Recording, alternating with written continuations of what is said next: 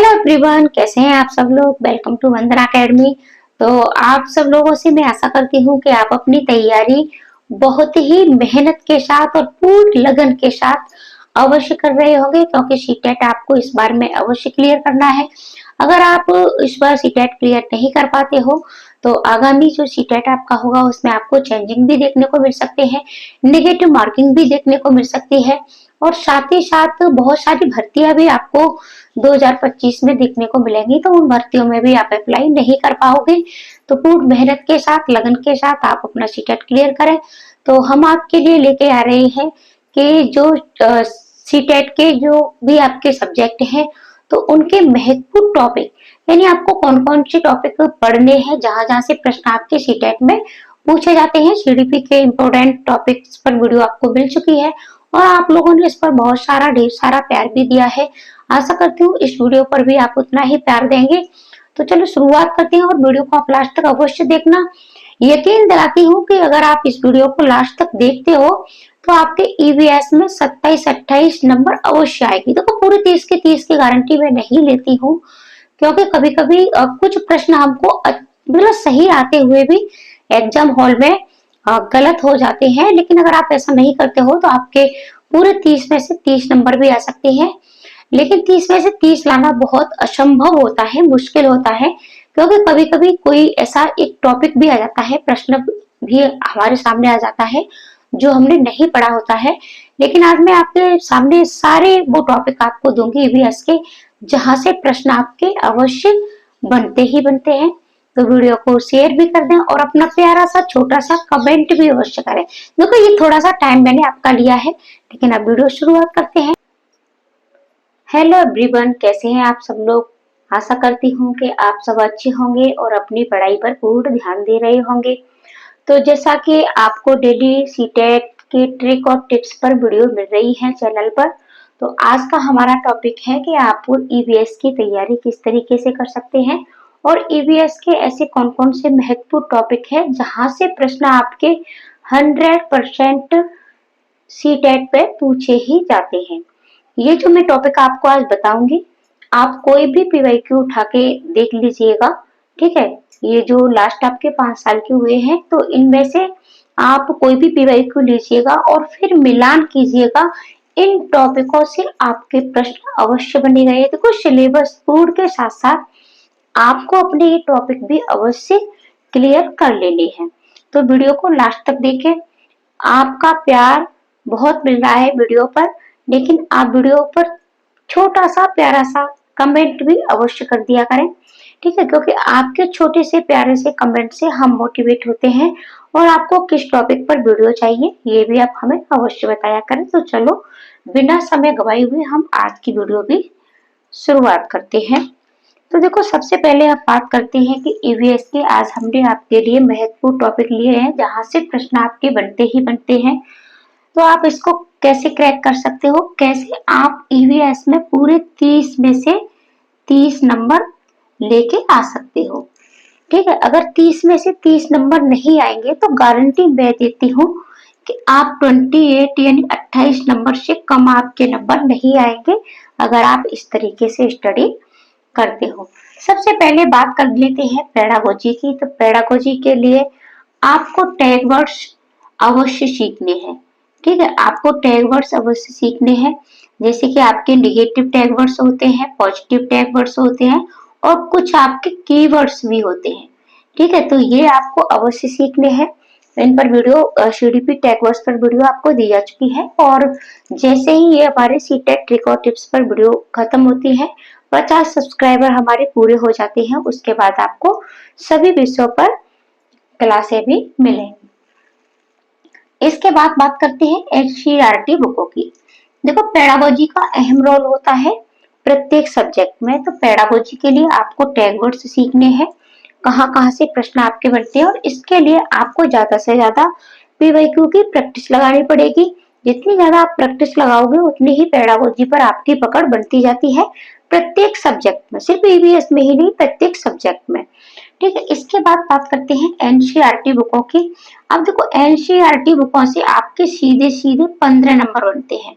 अब देखो, किसी भी विषय में अब मान के चलते हैं ईवीएस में, तो ईवीएस में आपके 30 नंबर आते हैं और आधे नंबर आपके यानी 15 नंबर आपके सिर्फ और सिर्फ एनसीईआरटी बुकों से ही पूछे जाते हैं। तब ऐसे में अगर आप एनसीईआरटी बुकों को नहीं पढ़ते हो तो फिर आपके अच्छे नंबर कैसे आएंगे, ईवीएस में तो नहीं आएंगे। तो इसलिए आपको एनसीईआरटी बुकों को छोड़ना नहीं है। 3, 4 और 5, ठीक है, कक्षा 3, 4, 5 इन बुकों को आपको अवश्य पढ़ लेना है। आप चाहें तो इन तीनों ही बुकों को मात्र एक दिन में 6-7 घंटे में पूरा पढ़ सकते हो और वन लाइनर बना सकते हो, नोट्स बना सकते हो तो अवश्य बनाएं। और देखो एनसीईआरटी बुकों को आपको प्रत्येक आपका टॉपिक पता होना चाहिए, जैसे कि आपके हाथियों से प्रश्न बनते हैं, घर सीसर से प्रश्न बनते हैं, ठीक है, बहुत सारे टॉपिक हैं, आपके मधुमक्खियों से प्रश्न बनते हैं। तो ये सारी चीजें आपको पता होना चाहिए। आप कहीं से भी वन लाइनर अपनी स्वयं बना सकते हो जब भी आप पढ़े तो, और या फिर आप वन लाइनर की क्लासें भी दी जाएंगी तो वहां आप ये देख के, लेकिन वन लाइनर से पढ़ते हो या कहीं से भी पढ़ते हो, लेकिन एक बार अगर आप एनसीईआरटी बुकों को पढ़ लेते हो तो ये टॉपिक आप भूलोगे नहीं। क्यों नहीं भूलोगे? क्योंकि एनसीईआरटी बुकों में ये सारे टॉपिक एक कहानी के अनुसार दिए गए हैं और वो कहानी भी बच्चों के अकॉर्डिंग। 3, 4, 5 यानी कक्षा 3 के, 4 के, 5 के बच्चे बहुत छोटे बच्चे होते हैं, तो छोटे बच्चों के लेवल के अकॉर्डिंग ये किताबें, ये बुक तैयार की गई है। तो जब आप इनको पढ़ोगे तो ये बुक आपको पहली बार में ही एक कहानी नुमा तैयार मतलब रट जाती है, फिर आप इनको भूलते नहीं हो। तो एनसीईआरटी बुक है आप अवश्य पढ़ें। 15 नंबर आपके ईवीएस में यहाँ से पूरे पक्के हो जाते हैं। इसके साथ साथ ही आपके ईवीएस में थीम और उप थीम से भी प्रश्न बनते हैं। जैसे आपकी थीम कौन कौन सी है, तो आपकी 6 थीम है और 4 उप थीम है। तो ये भी आपको अवश्य पता होना चाहिए कि हमारी थीम क्या है, उप थीम क्या है। जैसे परिवार है, संबंध है, ठीक है, आपके जल है, यात्रा है, ये सारी आपके यहाँ से भी प्रश्न आपके सीटेट में पूछे जाते हैं। और ये सारे टॉपिक आप यूट्यूब पर सर्च कीजिएगा, सारी इन्हीं से रिलेटेड वीडियो भी मिल जाती है। जैसे अभी हम तो बाद में क्लास लेंगे, अगर आप अभी पढ़ना चाहते हैं सब वीडियो आपको मिलेंगे, गूगल पर टॉपिक मिलेंगे। हमारा एक और चैनल है वंदना अकेडमी नाम से, वहां जाकर के आप ये सारे वीडियो देख सकते हैं, लिंक मैं डिस्क्रिप्शन में डाल दूंगी, ठीक है।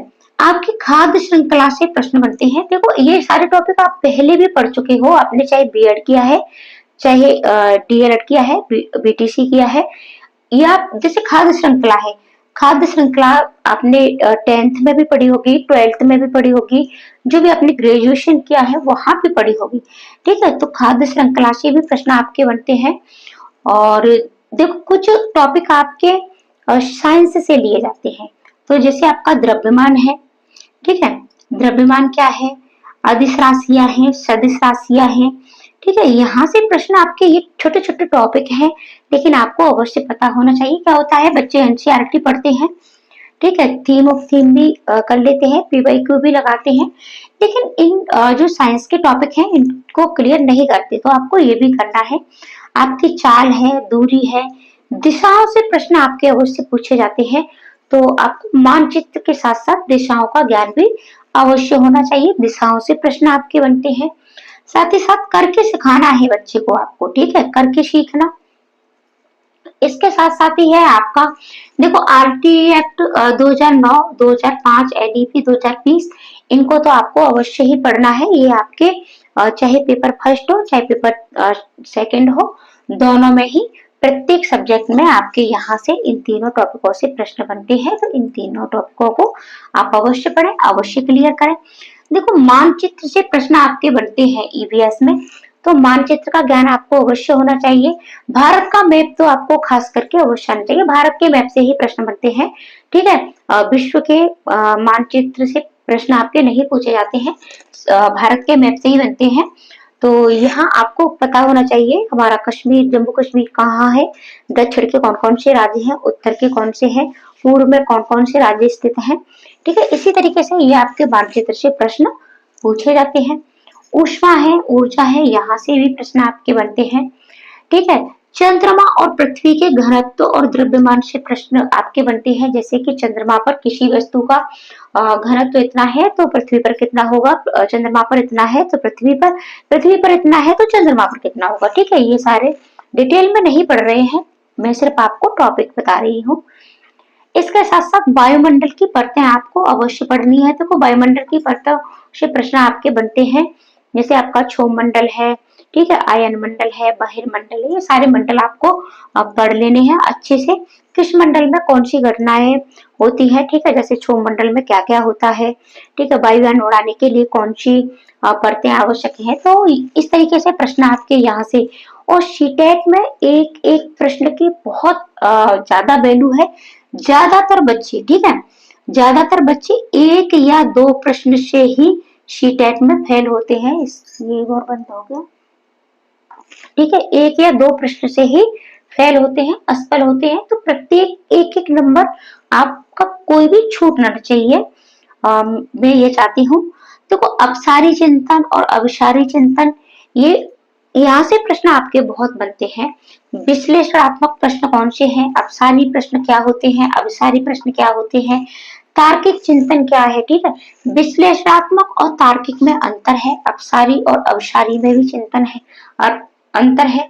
अभिसारी यानी किसी ठीक है टॉपिक का बंधा बनाया प्रश्न, ठीक है, और अपसारी यानी बच्चा जब कहीं तरीके से सोचता है, ठीक है, यानी सोचने पर, चिंतन करने पर मजबूर होता है, कब क्यों कैसे, इस तरीके के प्रश्न ये आपके अपसारी प्रश्न होते हैं। इसके साथ साथ ग्रीन हाउस गैसें आपकी कौन कौन सी है, यहाँ से भी प्रश्न आपके बनते हैं।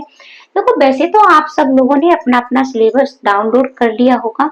अगर आपने कहीं से कोचिंग ली है, ऑनलाइन पढ़ते हो आप या ऑफलाइन पढ़ते हो, तो आपको अपने सिर्फ और सिर्फ कोचिंग के भरोसे नहीं रहना है, क्योंकि समय आपका आपके पास मतलब कम है। इस बार आयोग ने समय बहुत कम दिया है, तो डेली आप अगर कहीं से कोचिंग ली है तो वहां देखिएगा कि ये हमारे टॉपिक है, कितने टॉपिक आपके क्लियर हो गए हैं। फिर उसके बाद पीवाईक्यू की प्रैक्टिस तो आपको अवश्य लगानी है, ठीक है। ज्यादा से ज्यादा आप पीवाईक्यू की प्रैक्टिस लगाइए। जितनी ज्यादा आप पीवाईक्यू की प्रैक्टिस लगाओगे, देखो एमसीक्यू भी लगा सकते हो आप कहीं से भी, लेकिन पीवाईक्यू अवश्य लगाएं, प्रीवियस ईयर्स के क्वेश्चन, क्योंकि यहाँ अब प्रश्न आपके कारण अवकथन वाले प्रश्न आने लगे हैं, और जो एनसीईआरटी बुकों से प्रश्न बनते हैं वहां बहुत ज्यादा आप कंफ्यूजन हो जाती है।